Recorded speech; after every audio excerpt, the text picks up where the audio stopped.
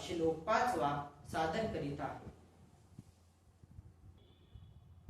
उद्धरेण त्वनात्मानं नात्मानमवसाद्यते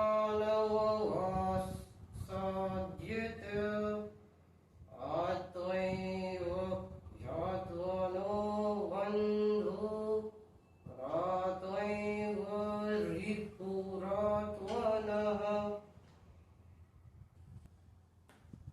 अर्थात स्वतःच